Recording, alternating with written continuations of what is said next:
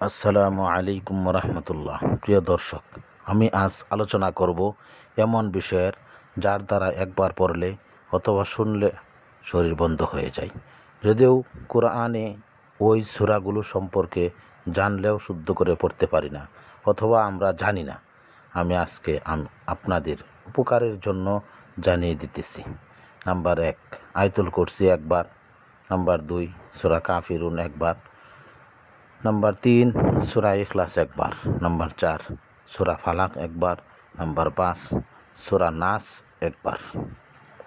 পাঠ করে শরীরে ফু দিলে সমস্ত অনিষ্ট থেকে আপনি মুক্তি পেয়ে যাবেন ইনশাআল্লাহ।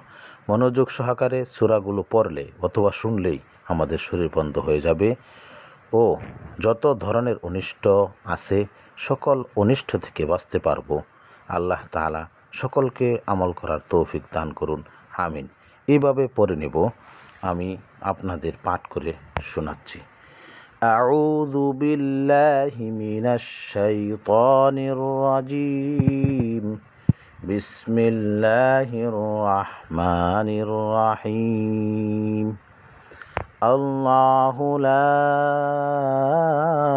ইলাহা ইল্লা হুয়াল হাইয়ুল কাইয়্যুম لا تأخذه سنة ولا نوم له ما في السماوات وما في الأرض من ذا الذي يشفع عنده إلا بإذنه يعلم ما بين أيديهم وما خلفهم ولا يحيطون بشيء من علمه إلا بما شاء وسع كرسيه السماوات والأرض ولا يؤوده حفظهما وهو العلي العظيم. بسم الله الرحمن الرحيم.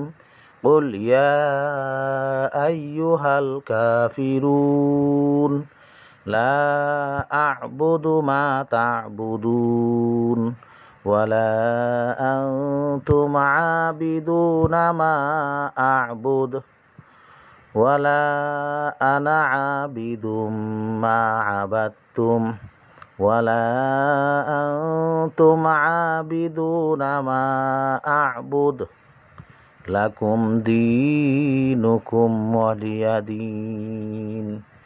بسم الله الرحمن الرحيم. قل هو الله أحد الله الصمد لم يلد ولم يولد ولم يكن له كفوا أحد. بسم الله الرحمن الرحيم. قل أعوذ برب الفلق من شر ما خلق ومن شر غاسق إذا وقب ومن شر النفاثات في العقد ومن شر حاسد إذا حسد. بسم الله الرحمن الرحيم. قل أعوذ برب الناس ملك الناس إله الناس من شر الوسواس الخناس الذي يوسوس في صدور الناس من الجنة والناس. শেষে 3 বার দুরূদ শরীফ পড়ে ইনশাআল্লাহ ঘুমিয়ে যাব। আল্লাহ তাআলা সকল অনিষ্ট থেকে সকলকে রক্ষা করবেন।